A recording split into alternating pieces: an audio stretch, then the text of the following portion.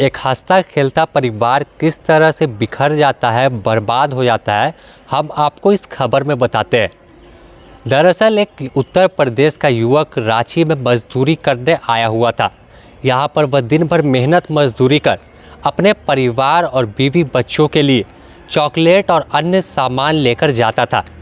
लेकिन कुछ दिनों के बाद उसकी नैन मटक्का एक रेजा के साथ हुई जो उसके साथ काम करती थी, और यहीं से प्यार का सुरूर चढ़ा, भूत चढ़ा, और आखिरकार इस प्यार का अंत दर्दनाक हुआ। बता दें कि नरकोपी थाना क्षेत्र में युवक किराए के मकान में रहता था और हर दिन मेहनत मजदूरी कर घर का भरण पोषण करता था।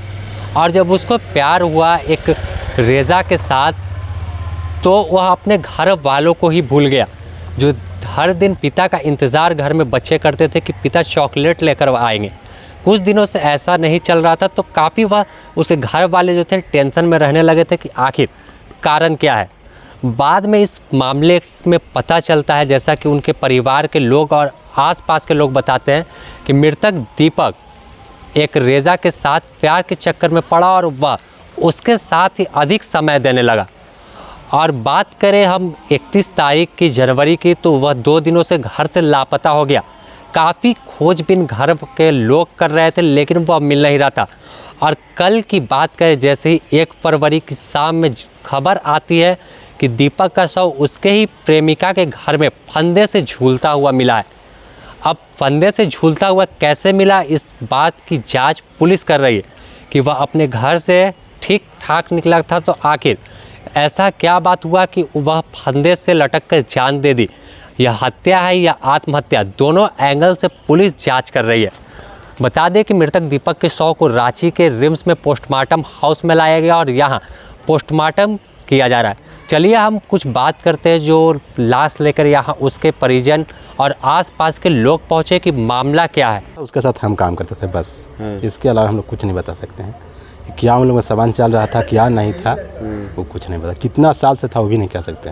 तो वो क्या साथ में काम करती थी? हाँ, साथ में काम करती थी। लगभग कितना दिनों से? लगभग नहीं, हम कभी कभी देखे हैं, क्योंकि 2-3 दिन हम विद्यानगर में देखे काम कर रही थी, तो दोनों का साथ में देखे थे। अब इसके बाद पहले कितना दिन से हम लोग के साथ है, वो तो कहने वालों कह रहा 4 साल, कोई 3 साल, कोई कुछ कह रहा है, लेकिन हम नहीं जानते कि कितना दिन से है। अच्छा, ये एक बात बताइए, लगभग आप जैसे बता रहे हैं कि कोई बता रहा है 3-4 साल, कोई आपस विवाद या कुछ सुनने को मिला होगा या देखने को मिला होगा कभी भी? वैसा आपस विवाद हम कुछ नहीं देखे हैं, नहीं सुने हैं, कुछ नहीं। जब भी सुनते तो अच्छा ही बात बोलता था कि हम वहाँ जाते हैं, वहाँ रहते हैं, मान मर्यादा होता है, खाते हैं, पीते हैं, आते हैं, जान रहे हैं। लड़की की तरफ से कोई ऑब्जेक्शन? नहीं, हमारे तरफ से कोई ऑब्जेक्शन अभी तक नहीं बता सकते हैं। नहीं हुआ था लड़की की तरफ से ऑब्जेक्शन? कुछ नहीं, अब इधर हुआ तो नहीं कर, उधर तो कुछ नहीं जानते हैं जब तक काम कर रहा था।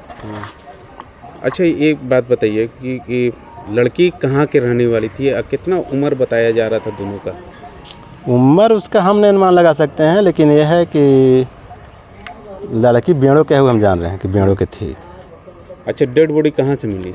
डेड बॉडी तो बेड़ो से खत्म लाया है। लड़की का घर से? घर से।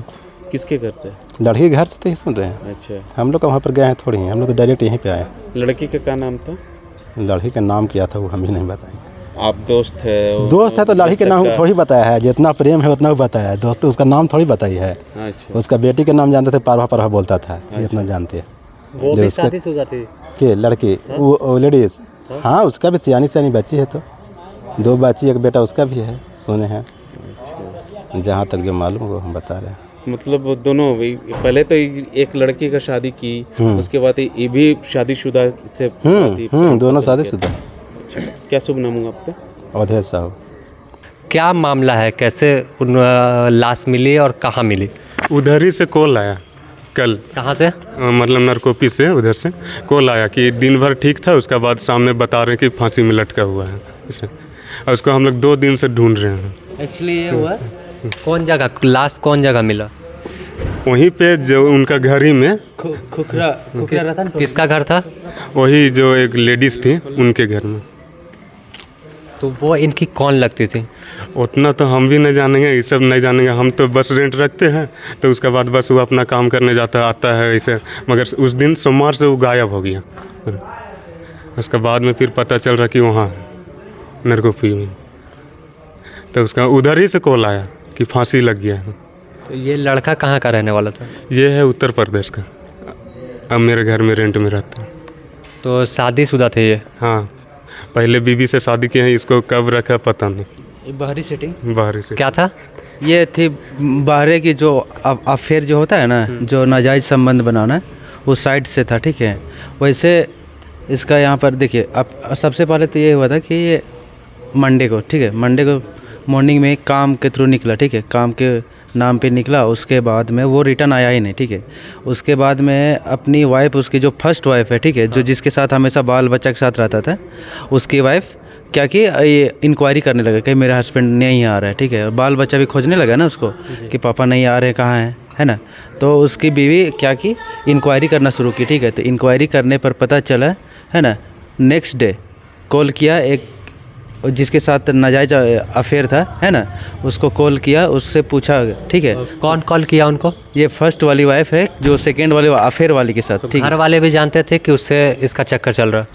घर वाला का उतना नहीं मालूम, लेकिन उसकी बीवी को कुछ टाइम पहले पता चला, यानी कि 1 वीक या मैक्सिमम 2 वीक। तो आपने सुना, यह थे जो उनके किराए के मकान पे जहाँ रहते हैं, उस घर में यह भी रहते हैं। और अब पुलिसिया जांच के बाद ही स्पष्ट हो पाएगा कि आखिर आत्महत्या का कारण क्या रहा होगा, या किसी ने उस युवक को फांसी के फंदे पर लटकाकर उसकी हत्या की। अगर जो मामला देखने से लगता है, जो लोग बता रहे हैं कि यह मामला कहीं ना कहीं प्रेम प्रसंग का पूरी तरह से हो रहा है, कि जो ये भी शादीशुदा थे और जिनसे इनका प्रेम प्रसंग चल रहा था वो भी शादीशुदा लेडीज़ थी।